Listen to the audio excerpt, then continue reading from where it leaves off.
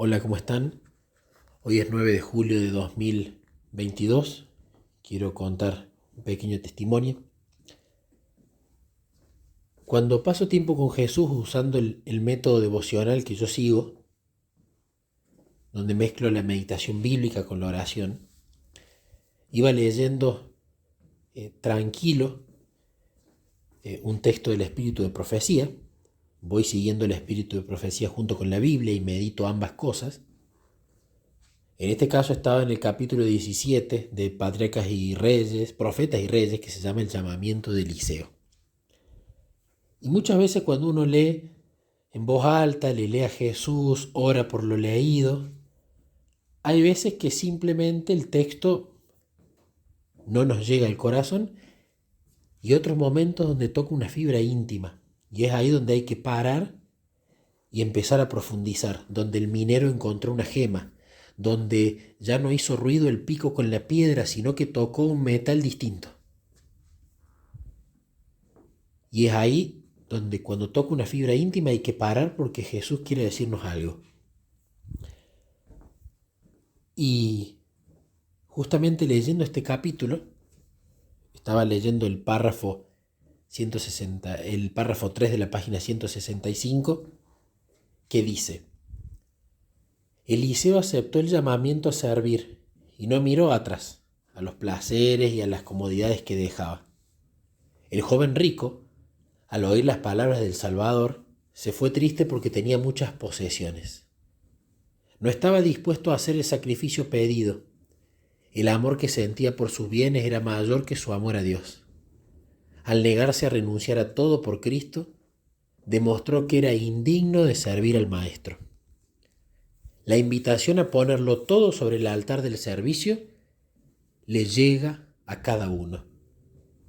Y ahí yo paré, porque ahí toca mi fibra íntima. Hablaba de Eliseo. Eliseo dice que estaba en una familia pudiente, donde fue educado con los principios cristianos, donde era una de las pocas familias que no adoraban a Baal. Y Eliseo trabajaba a la par de los siervos del padre, hacía los deberes de la casa. No era un chico que, por más que vivía en comodidad y que no le faltaba nada, pasar el tiempo ocioso, sino que todo lo contrario, trabajaba mucho. Los padres fueron grandes responsables de esto, pero él obedeció. Entonces, Elías fue, le pone el manto y lo llama a dejar todo eso. Él decide dejar esa vida, donde había estado aprendiendo a ser obediente y hacendoso, y se va con Elías.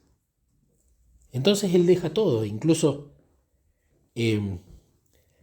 quema sus herramientas de trabajo de madera, hace una especie de asado con la familia para la despedida y quema justamente sus herramientas, las deja inutilizables para no volver a ser tentado a volver a esa vida, y deja todo. Y eso fue lo que tocó mi fibra íntima. Y allí es donde empiezo a hablar con Jesús. Jesús, yo tengo trabajo, yo tengo la familia, la verdad es que no me falta nada, pero no siento el llamado que yo tenga que dejar mi trabajo, tengo que dejar todo y me voy a una tierra lejana como hizo Eliseo, me voy al África, me voy de repente de viaje a otra región donde no haya sido tan predicado tu evangelio. Yo no siento ese llamado. Al contrario, vos has confirmado en lo que querés que me capacite en mi carrera profesional, en el trabajo, y lo estoy siguiendo al pie de la letra. Has confirmado funciones en la iglesia y estoy tratando de seguirlas al pie de la letra. Entonces no siento el llamado a dejar todo, pero todos tendremos que dejar todo en algún momento, dejar el trabajo e irnos.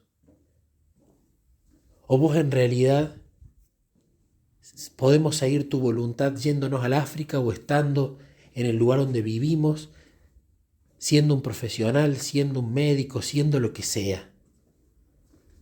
Porque yo no veo que tu voluntad para mi vida sea dejar todo y seguirme a otra tierra, sino trabajar acá donde te puse. Hay confirmaciones muy contundentes y hablaba de ese tema con Jesús, porque estaba tocando esa fibra íntima. Incluso le decía, económicamente me has beneficiado y yo con eso ayudo al resto. Y quiero que dirijas para qué querés que utilice el dinero que vos provees para ayudar a personas que no te conozcan, personas que te conozcan pero estén en necesidad, en lo que vos necesites. Pero no veo el llamado a tener que dejarlo todo, no veo que eso me toque a mí. Pero eso es lo que yo veo, Jesús, y lo que yo veo en cuanto a lo que tú has dicho.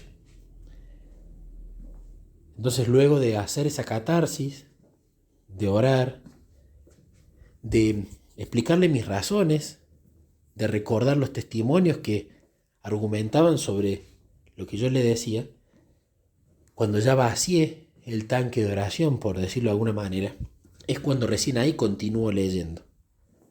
Siempre cuando hay un texto, un versículo, un párrafo, lo que sea que toque una fibra íntima, paro, oro, escudriño, pregunto, desmenuzo, y cuando entiendo que ya estoy vacío de oración, ahí recién continúo. Entonces continué leyendo el párrafo donde lo había dejado. Y el párrafo dice lo siguiente: la invitación a ponerlo todo sobre el altar del servicio le llega a cada uno, la última parte que leí. No se nos pide a todos que sirvamos como sirvió Eliseo, ni somos todos invitados a vender cuanto tenemos, pero Dios nos pide que demos a su servicio el primer lugar en nuestra vida, que no dejemos transcurrir un día sin hacer algo que haga progresar su obra en la tierra. Él no espera de todos la misma clase de servicio. Uno puede ser llamado al ministerio en una tierra extraña, que es lo que yo venía hablando con él. A otro se le pedirá tal vez que dé de sus recursos para sostener la obra del Evangelio, que es exactamente lo que me pide a mí. Dios acepta la ofrenda de cada uno. Lo que resulta necesario es la consagración de la vida y de todos sus intereses. Los que hagan esta consagración oirán el llamamiento celestial y le obedecerán. A cada uno de los que lleguen a participar de su gracia, el Señor indica una obra que ha de hacer en favor de los demás, lo que hablaba yo anteriormente. Individualmente debemos levantarnos y decir: heme aquí, envíame a mí.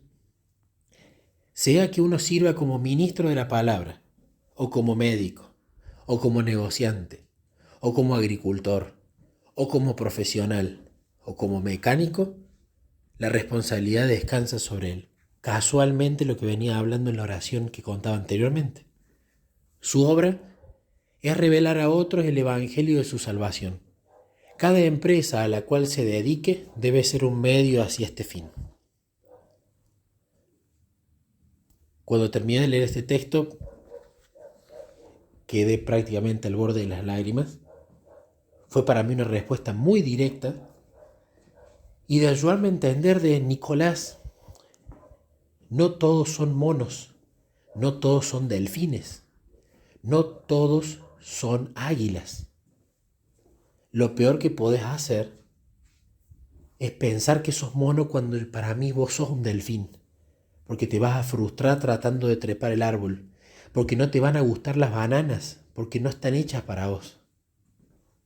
Entonces el hecho de entender que cuando Él nos dice tenés que dejar todo por mí, no se trata de dejo la esposa, dejo el hijo, dejo el trabajo, vendo todo y lo doy a los pobres y me voy a un rincón en algún país africano lejano a evangelizar.